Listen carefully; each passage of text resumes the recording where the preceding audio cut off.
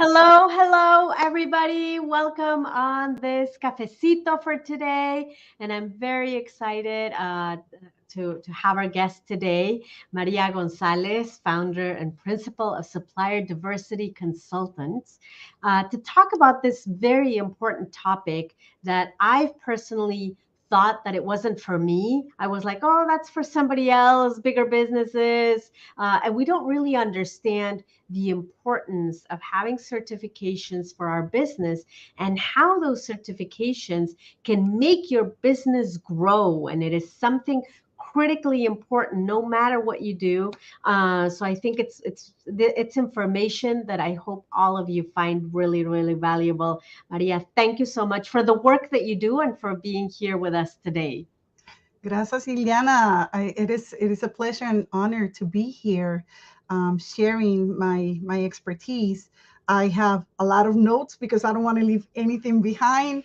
This is a very important topic, not only for me as a business owner, practicing in this area, but also to regar la voz across the Sí. communities of small businesses, especially Latino-owned businesses and Hispanic-owned businesses and Latinx businesses.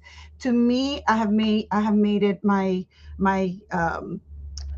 entire endeavor to make sure that there's a lot of companies that deserve to be certified to become certified. And I think it's important, and I know that you're going to touch on it, but I think it's important to understand that there's a lot of money out there in terms of budgets that gets wasted every day, every year, because there's not a lot of businesses certified. So just want to, hopefully with that we've grabbed people's attention to say, okay, I want to understand how can I get part of those budgets and those funds. But let's start with really, what is supplier diversity and why is this topic like important and relevant to all of us? Supplier diversity is a term that encompasses best practices of actively seeking diverse suppliers. And when I mean diverse, I mean, minority business enterprises, LGBTQ business enterprises, women business enterprises, disability in veterans. There's an array. They're also certifications for just small businesses. So this is a social economic program, if you will, and it opens the doors to so many small businesses. And to me, again, I'm going to repeat it, it's so important that they know that this type of programs exist, not only at a federal level, but at a state level. And obviously, your Fortune 500 companies, believe it or not, they all have platforms for those companies that qualified under the social economic groups, um, like the MBEs, WBEs, that's the alphabet soup, as I call it. Yeah, absolutely. And it's really important. So why should we seek these certifications? What's important? What can I do to my business? And let's start even where, what are the certifications? Because I know that kept hearing people saying, you need to get a certified because you're a woman, because you're a Latina, because of all of these things. But I still didn't know. And I thought it was something, oh, but it's a small business. No matter how much revenue you do, we still think about it, but it's a small business, right? And that's not for me. So why should we really seek these, and which ones, and how do we find out? Massachusetts has so many certifications. One of the most important ones is the one issued by the state, the Supply Diversity Office. And with that one, you get an MBE, which is a minority business enterprise. And under this category, any African Americans, Latinos, Hispanic, Latinx, Asian Americans, indigenous people. So all this form the basis for MBEs.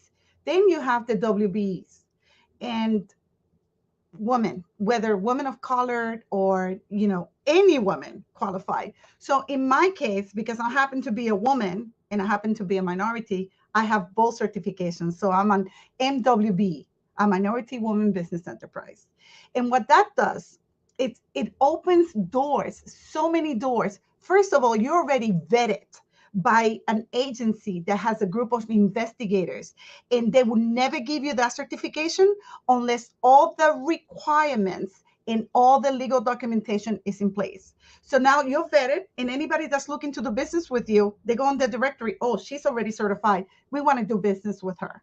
Um, the other important thing is it opens so many doors for training. There's a lot of training coming from a lot of different agencies at the federal and state, and even private entities will pay consultants to train the vendors that they do business with. It also opens doors for networking events. And this to me is my biggest pet peeve, because when I meet business owners, I will ask them, so how often do you network an event? I don't have time for that. And my answer to them is, if I don't know you're out there, nobody else is going to buy your products. That means nobody else knows that you exist. So obtaining these certifications opens so many doors, and networking is one of the big ones. That's how I have connected with you. That's how I connected with Amplify and Lavo and the Latino Economic Development in Springfield, because of networking. It really, truly works. The other thing is it levels the playing field for all these businesses that are certified, because of the different benchmarkings and goals that are set aside by federal, state, and private entities. For example, Massachusetts has benchmarks. They don't like calling them goals. So they're benchmarks for, I believe for women is over, I'm going to say 18%. And that means that there's money in budgets dedicated to spend with people and business owners that happen to be certified. The procurement language in the state is very clear, very concise. It doesn't leave room for anybody to, interpret things. It says that if this procurement is worth more than, you are to create a business relationship with a certified vendor, whether it's a subcontractor, ancillary services. That language is on that procurement. And even if the company is certified themselves, they still have to establish a business relationship with somebody that is certified. So in reality, it's creating opportunities for businesses like ours. That is. I have a lot of questions now. Please hit me, Ilhiana, hit me. But it's critically important. Thank you for taking us. And when you started the conversation, you said at the state and at the federal level, and you gave the example of the New England area. Are all of the states? Because United Latinas were all in every state basically in the United States. Do we start at a state level? Do we start at a federal level? Does it matter? Is there an influence? How do we approach this? When first I have my first session with the client, a consultation, I ask them, where are you? Where do you want to be? And based on that, I begin to form a picture. So if they're really, let's say they're in the manufacturer, and I have seen for a fact that there are opportunities in the federal government, I'm going to say to this person, I said, look, my personal opinion and professional opinion is that you are at a point that you can actually sell your goods and services to the federal government. Why don't we proceed with? And then I give them the list of the federal certifications. They're very, they're, they request so much information, but I am an expert, so I can guide you with my eyes closed through any of the certifications. Now, a smaller business, let's say somebody in consulting, somebody in coaching, and they're like, well, this is my first year. I want to start small, because the federal government has requirements that you have to meet before you can jump into one of the contracts. You have to be ready, willing, and able. Those are the three factors that I look into in really based on whether or not a vendor is ready to go. So at the state level, the certification process takes anywhere between 30 to 60 days. And once you're certified, again, you have to attend a pre-certification webinar, which is 2 hours.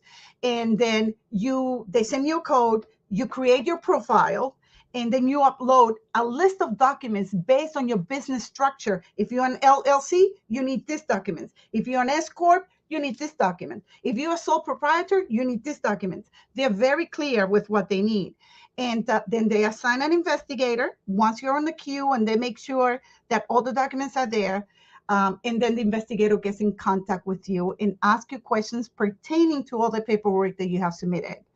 So the process is very clear. Then once you become certified with the state, right? Let's say, Ilhiana, you want to do business with Florida because you are certified in Rhode Island, Massachusetts, whichever is your home state. You'll be able to seek out the certification for the state of Florida because you're already certified here. So whichever state you want to do business with, Texas, we can get you certified in Texas. You know why? Because you're already certified in your home state.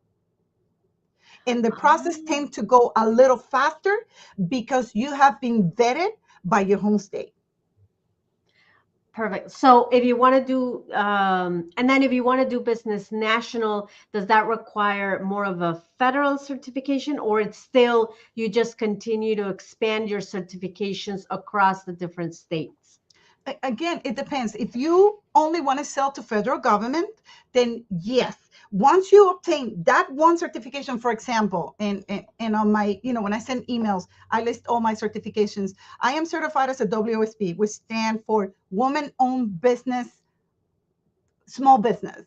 Then I am certified as a hub zone, meaning that in Taunton, there's an area that is called the historically underutilized business region. So that's a hub zone. And Massachusetts have 25 gateway cities. Guess what? Every one of those gateway cities is a hub zone.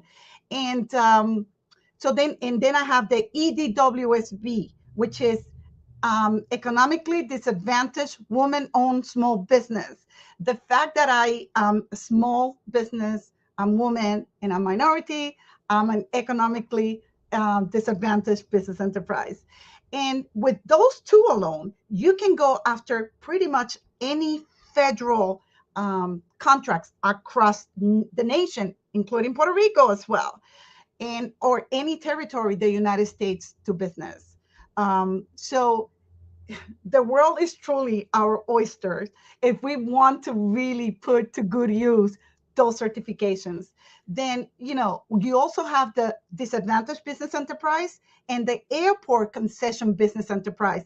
Now, for people that have goods, for example, they're in the catering business, in the food industry, they have candles, goodies, whatever goodies they are, you can sell to airports if there's a contract for that. Disadvantaged business enterprise, they mostly do business with the Department of Transportation. Okay, so, and with obtaining that one certification in this state, you can get all the certifications in all the territories of the United States. Wow. Wow. Yeah. Now, is there, obviously, and because I've gone through the certification, at least in my state, I now need to look for others, but I know that there's a lot of requirements that you need to have when you sign up. But are there specific thresholds that we need to think about in terms of years of having your business set up, or revenues? If you don't do more than X amount a year, you still can't apply for it, or it's just making sure that you have all the information so that you can apply? Massachusetts doesn't have a cap. The state of Massachusetts, you can make trillions of dollars and you will hold on to that certification, the MWBE certification.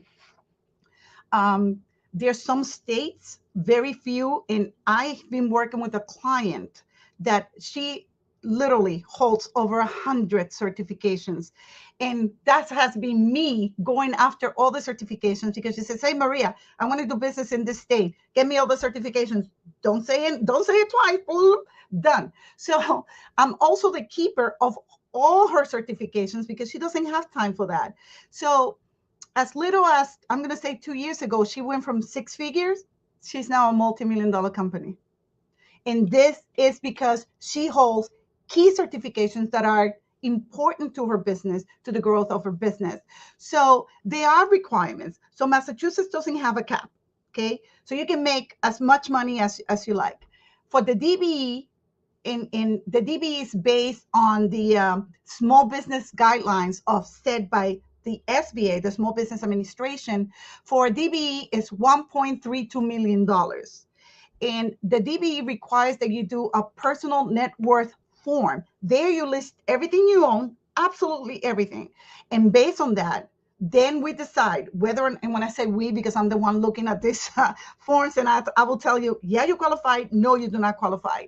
And for the most part, with the exception of one person, everybody that has come through me to obtain either the ACDBE or the DBE have become certified.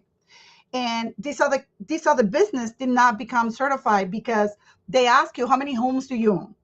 And they will remove from the form the value of your primary residence. But the second residence, if his was $10 million, he wasn't going anywhere. Awesome, awesome. Thank you for sharing all of that. And so, if and again, I know because I've done it, but I didn't know it before. You get a certification for, like, you get the certification, but then you need to resubmit or to reconfirm every year, every 5 year. Like, what's the process? Or once you get the certification, that's it. You're golden forever. Like, can you share a little bit more about that? And does it Absolutely. change by state as well? Well, it does. Different states, although they have similar guidelines, they're not uniform. So, for example, Massachusetts, if you obtain the certification through the state of Massachusetts, through the Office of, Supply Diversity Office, the certification is good for 3 years. Now, if you obtain it through a third party, and when I mean third party, I mean the National Minority Supply Diversity Council, WeBank, that's another one. And then VetViz and LGBTQ Chamber of Commerce. Then those, because you're a third party, you have to renew every year, just like you were to renew with those third parties. The SBA, with the exception of the 8A program, which is, I call it the Cadillac of certifications. You get that, you're sitting on a goose that lays golden eggs, okay? That certification is good for 9 years. 9 years, okay? As long as you don't meet the cap set by the program, it's good for 9 years. But then after those 9 years, you can never participate in the program again. HubZone, WOSB, EDWSB, even Habi. I didn't know that SAM, once you put all your information on sam.gov, before you can obtain any of certifications, you have to become registered with sam.gov. They will assign you, for example, I'm a Hobby, which is a Hispanic owned business enterprise. And I never heard of that one before, so I had to do a little research, and I'm like, whoa, I'm sitting good here. So I mean, there's so many out there. And for example, going back to certifications in Massachusetts, DCAM, which is the Division of Capital Management and Maintenance, have their own certifications for construction. Then you have the MBTA, they have their own certification as well.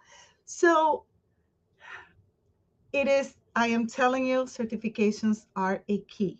So I'm sure there are listeners wondering, so what do we do once we get those certifications? Then you start knocking on doors. You start looking at the different opportunities out there, and you take pretty much every state. And I'm telling you this because I know it personally. They have videos on YouTube or on their own website teaching you how to submit those bids using your certifications.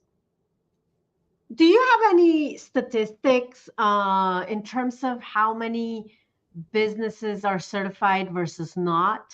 And I'm just curious. I can tell you that in the directory of Massachusetts, and this is not, this is not carved in stone. I believe they have over 5,000 certified small businesses that fall under either MB, WB, both VB, LGBTQ, and even disability in. Okay, so and then you have the DBE, ACDB. There are as many on those directories. The city of Boston, I'm going to say they are right up there. But Ilhiana, every so often I get people calling me that they didn't know these programs exist. Yeah, yeah. So what are we doing wrong? What are we doing wrong? And if you look at the report, and I'm going to send you a link to the report that the Supply Diversity Office publishes every year. Um, last fiscal year, there was WBEs made over, oh my God, I think it was over $250 million in statewide contracts. MBEs, a little bit less than that. There's money to be made. But if you don't know these programs are out there, you don't know what you don't know, right? Yeah, absolutely, absolutely. And again, I do want to stress this because I went through this. Like many of us don't think it applies to us. It We does. always think it applies to it's somebody else, it's bigger businesses. Like, why would I, be a part of this? But the reality is that that's exactly the reason why these programs exist, to be able to then give us the opportunity as small business owners from underrepresented groups to then be able to grow and have access to these different contracts, to these different funds. And a significant difference can be made from having these certifications to not having the certifications, right? And I've lived it firsthand. I did not pay attention to it, and then I had to get the certification, and it really has made a dramatic difference. And all of these are in every state, so definitely encourage. So our audience is from different states, and I know that we're about to get to the end of this. But would you recommend as a first step to try to figure out, or to try to find out? Like, is there a website that people can go and at least start figuring out, like, how do I get into these types of certifications, or do they need to do it at a local level? What do you suggest? Every state has their own, they might not call it supply diversity office, but every state has an agency designated to work with the small business community in their state. You just have to find the right wording, but I suggest everybody to go to their state homepage and just put business enterprise. You'll be surprised what comes up. And I want to make sure that everybody knows that going through the process of all these certifications, whether it's federal or state, they're free of charge. All you're doing is putting your time to put this thing together. However, third-party certifiers, they have fees because they do everything for you. So, where I come in is my my whole reason to exist is to assist those small businesses that their time is well put in running your business. I'm the expert on this. You just put all your paperwork in my hands. Maria takes care of that. And again, I work with a lot of non-for-profits that send me clients that they pay that fee on their behalf to get them certified. So I just take care of their pain point of not having time to pursue their certifications. But if you do it on your own, it's free of charge. That is so important. And I think the other thing is the fear of, well, I have to submit a lot of personal information, because you do have to submit a lot of, you know, not only business information but personal information, because it's about certifying that you are really who you say you are, that you're an underrepresented group, that you are, the majority of your Exactly. business, right? And that you are a part of this group, whatever group you are claiming for the certification. So there is a lot of information that needs to be provided, and that I've seen creates then a lot of fear of, oh, then I don't want to do it because of, it's a lot of information. What do you suggest in that case to be able to Look, overcome that fear?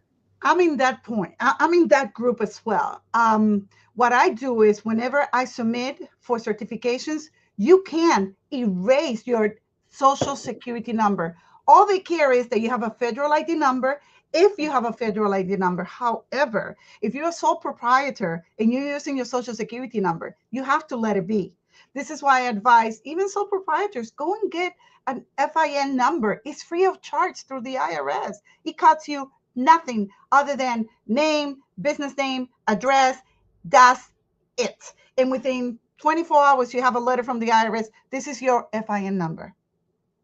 And take care of that letter, please. Oh, please, yes, save it. Take pictures. Put it in a frame because there will not be Exactly. another one.